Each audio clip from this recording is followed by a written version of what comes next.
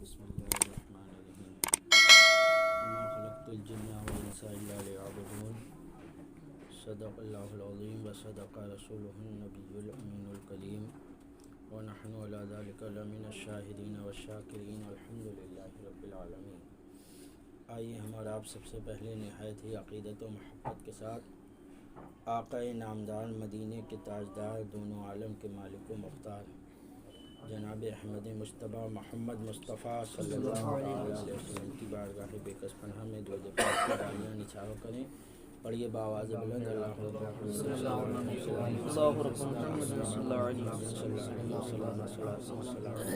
رسول اللہ یا نبی اللہ یا حبیب اللہ۔ جب یہ خبر پہنچی کہ جناب حضرت مولانا فیضان صاحب کی ہمشیرہ کا انتقال ہو گیا تو اس وقت میں عمریہ میں تھا، کافی افسوس ہوا سن کر، اپنی مصروفیات کی بنا پر نہیں آ سکا۔ اللہ تبارک و تعالی مرحومہ کی مغفرت فرمائے اور گھر والوں کو صبر جمیل عطا فرمائے۔ دیکھیے، موت ایک ایسی حقیقت ہے، آگے کو آ جائیے آپ لوگ، تھوڑا چپل ادھر کرو ڈالے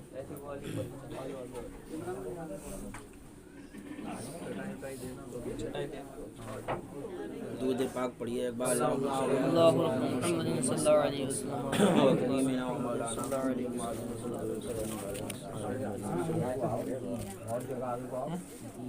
موت ایک ایسی حقیقت ہے جس کا انکار آج تک کوئی نہیں کر سکا۔ اللہ تبارک و تعالیٰ نے قرآن عظیم میں ارشاد فرمایا، کل نفس ذائقۃ الموت، ہر ذی روح کو موت کا مزہ چکھنا ہے۔ یعنی جو بھی زندہ ہے اس کو ایک نہ ایک دن مرنا ہے، سوائے اللہ کی۔ اللہ کی ایک ذات ہے جو ہمیشہ سے زندہ ہے اور ہمیشہ زندہ رہے گی۔ اسی کی ایک ذات ہے جسے موت نہیں، جسے فنا نہیں، اس کے علاوہ جتنی چیزیں ہیں ہر چیز کو فنا ہے۔ ایک اللہ کی ذات ہی باقی رہنے والی ہے۔ موت کی حقیقت سب جانتے ہیں کہ ہمیں اور آپ کو ایک دن مر جانا ہے، ختم ہو جانا ہے، لیکن یہ کوئی نہیں جانتا کہ ہماری زندگی کتنی ہے۔ یہ تو معلوم ہے مرنا ہے، لیکن یہ کسی کو نہیں معلوم کہ کب مرنا ہے، موت آئے گی کب۔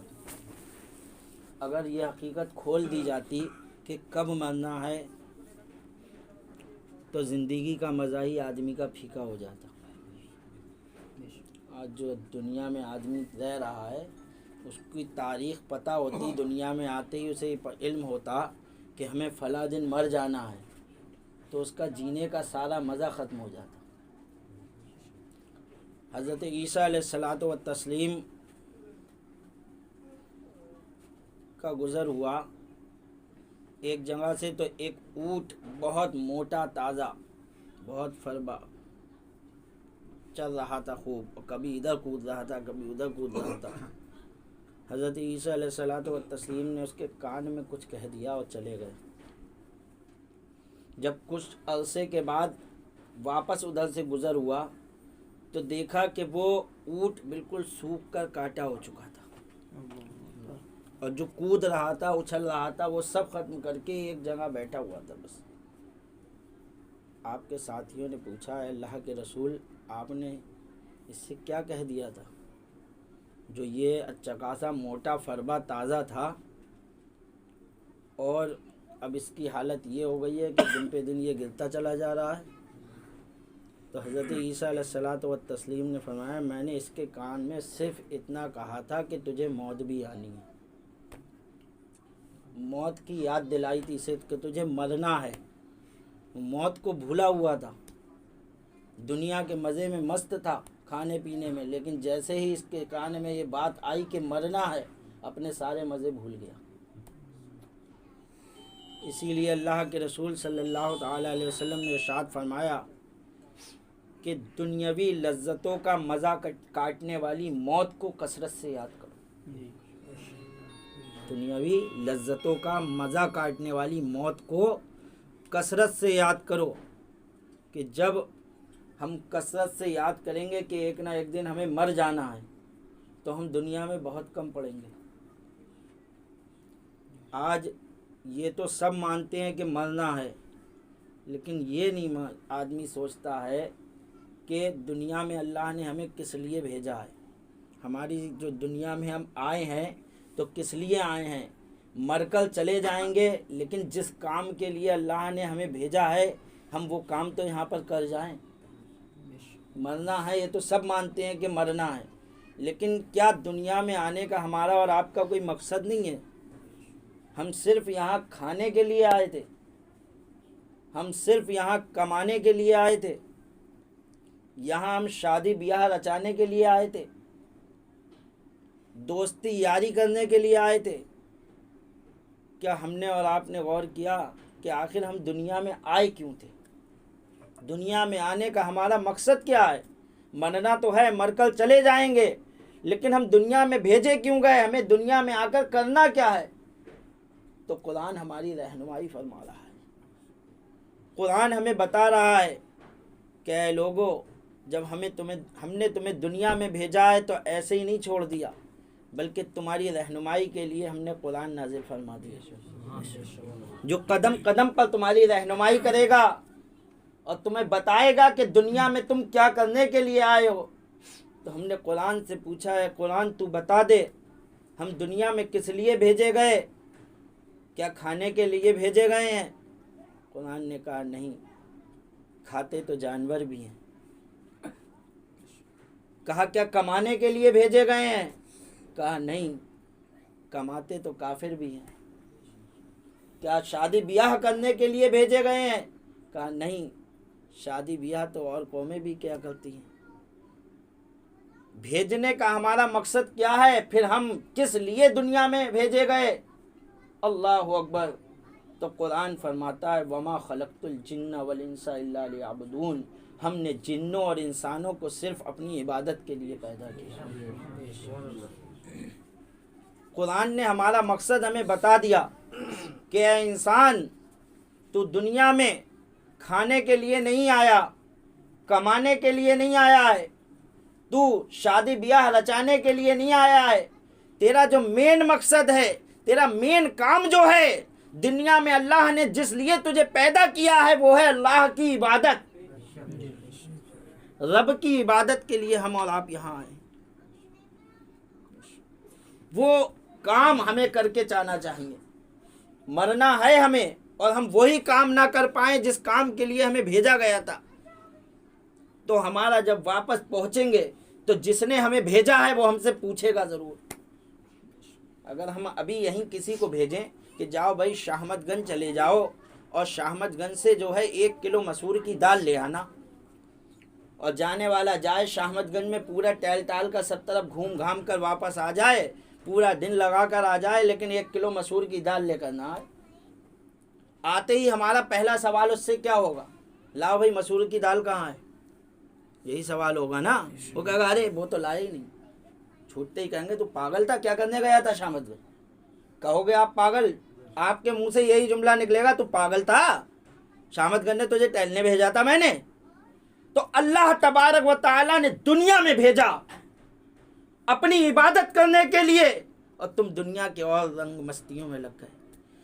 جاؤ گے جب تو اللہ کے رسول فرماتے ہیں قیامت میں سب سے پہلا سوال ہوگا اے میرے بندے تو نے نماز پڑھی یا نہیں. سب سے پہلا سوال کیوں ہے یہ؟ کیونکہ جس مقصد کے لیے تمہیں بھیجا گیا تھا سب سے پہلے وہی مقصد پوچھا جائے گا کہ جس کام کے لیے تمہیں بھیجا گیا تھا وہ کیا یا نہیں کیا. وہ کیا نہیں کیا. نماز کے لیے بھیجا تھا، اللہ کی عبادت کے لیے بھیجا تھا. پہلا سوال ہوگا اے میرے بندے بتا تو نے نماز پڑھی یا نہیں پڑھی. سب سے پہلا سوال حشر کے میدان میں ہم سے آپ سے ہوگا، سب سے یہی ہوگا بول بندے عبادت کری میری، نماز پڑھی. اگر ہماری نمازیں صحیح نکلیں گی تو بعد کے کام تو خود بخود صحیح ہو جائیں گے. کیوں؟ جس کام کے لیے بھیجا تھا وہ ہو گیا. اور اسی کام میں اگر کمی نکلی تو سوچو ہمارا اور آپ کا کیا ہوگا۔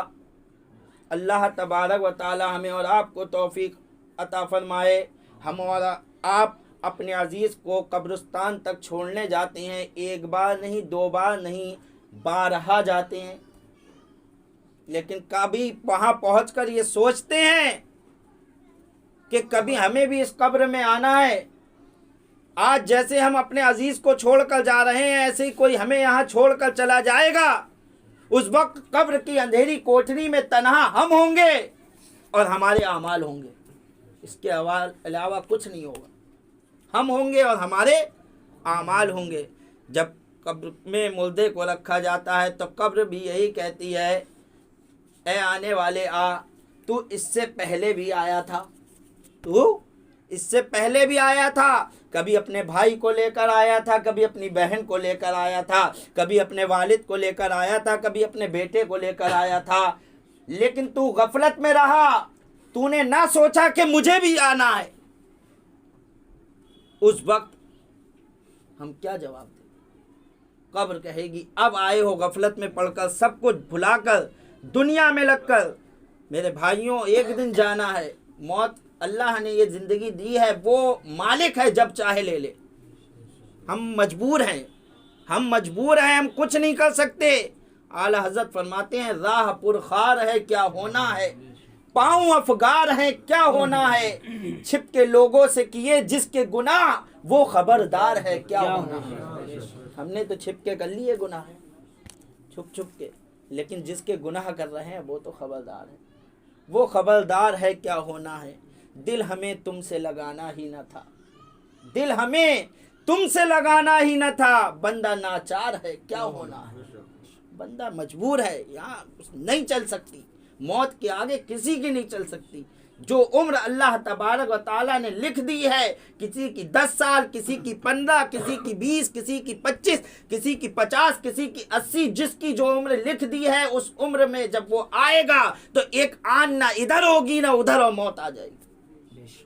ہم روتے رہ جائیں گے، آنسو بہاتے رہ جائیں گے۔ یہ اس کی جان ہے، وہ جب چاہے لے لے، لیکن مزہ تو تب ہے کہ جان جائے تو اس حال میں جائے، اس حال میں ہماری جان جائے کہ ہمارا جنازہ اٹھ رہا ہو اور محلے والے کہہ رہے ہوں یہ 5 وقتہ نمازی کا جنازہ جا رہا ہے، ہمارا جنازہ اٹھ رہا ہو، لوگ کہہ رہے ہوں یہ وہ ہے کہ لوگ تو گانے ٹیلی ویژنوں میں لگے رہتے تھے لیکن یہ اللہ کے ذکر میں لگا رہتا تھا، یہ وہ ہے کہ لوگ تو جو ہے اپنے چہروں سے سنت رسول کٹاتے تھے، یہ اپنے چہرے پہ سنت رسول سجا کر جا رہا ہے، یہ وہ ہے، یہ جانے والا جو جا رہا ہے۔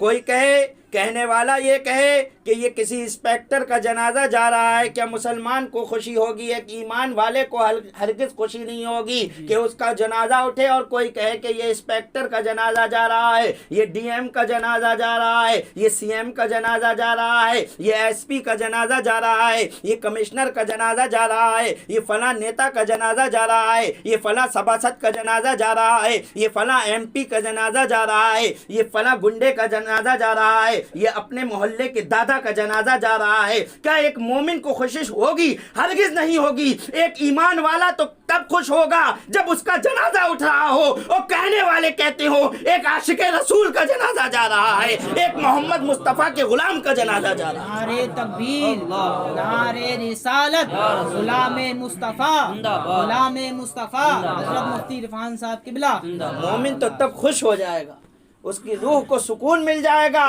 کہ میری گواہی اہل محلہ نے دے دی ہے کہ میں عاشق رسول تھا، میں مر کر میرا جنازہ اٹھ رہا ہے اور کہنے والے کہہ رہے ہیں یہ وہ ہے کہ جو ہے اپنی زندگی اللہ کے رسول کی سنتوں کے مطابق گزارتا تھا، اس کا جنازہ جا رہا ہے۔ یہ وہ ہے جس نے دنیا میں رہ کر گانے باجے نہیں گائے بلکہ کہا تو یہی کہا کہ زمین و زماں تمہارے لیے، مکین و مکا تمہارے لیے، چنین و چنا تمہارے لیے، بنے دو جہاں تمہارے لیے، ہم آئے یہاں تمہارے لیے، اٹھے بھی وہاں تمہارے لیے، دہن میں ذبح تمہارے لیے، بدن میں ہے جا تمہارے لیے۔ ایک مومن کو خوشی ہو جائے گی کہ واقعی دنیا نے میری جو ہے عشق کی گواہی دے دی، ایک مسلمان کو تبھی خوشی ہوگی اللہ اکبر جب کہنے والے کہہ دے گا کہ للہ انہیں جانا انہیں مانا نہ رکھا غیر سے کام للہ الحمد یہ دنیا سے مسلمان گیا۔ تو میرے بھائیوں ایک دن مرنا سب کو ہے، ہم ایسی محفلوں میں بیٹھے ہیں، اللہ تبارک و تعالی ہمیں اور آپ کو توفیق عطا فرمائے کہ ہم مرنے سے پہلے اپنی آخرت کی کچھ تیاری کر کے جائیں۔ اور موت کا کوئی بھروسہ نہیں ہے، آپ سوچو تیاری کر لیں گے، آپ کو کیا پتہ یا مجھے کیا پتہ کہ میں ابھی یہاں تقریر کر رہا ہوں، میں گھر بھی نہ پہنچنے پاؤں اور موت کا فرشتہ آ جائے۔ اس میں کوئی گالی نہیں ہے، موت کا نام گالی نہیں ہے۔ تو ہم یہ سوچ کے رہیں کہ ارے تیاری کر لیں گے، ہم داڑھی رکھ لیں گے، ابھی ٹائم ہے۔ جانے کتنے سوچتے رہ گئے اور قبر میں ایسے ہی بغیر داڑھی کے چلے گئے۔ وہ سوچتے رہ گئے کہ ہاں رکھ لیں گے، اس سے پہلے موت کا فرشتہ آ گیا۔ ہم نے خود جانے کتنے جنازے دیکھے جو بغیر داڑھی کے چلے گئے اور وہ سوچتے رہ گئے کہ ہاں رکھ لیں گے۔ ان کی رکھ سوچ نے ہی جو ہے انہیں ڈبو دیا۔ کیا ہمیں اس بات کا علم ہے کہ ہم کب تک جئیں گے، کتنا جئیں گے؟ ہم آج سوچ کر لیٹ رہے ہیں کہ ہاں ہم ابھی رکھ لیں گے اور صبح ہماری آنکھ ہی نہ کھلے۔ اللہ تبارک و تعالی ہمیں ابھی اسی وقت توبہ کی توفیق عطا فرمائے، آمین کہ ہم سچے دل سے توبہ کریں اور اپنے بھی آخرت کی تیاری کریں۔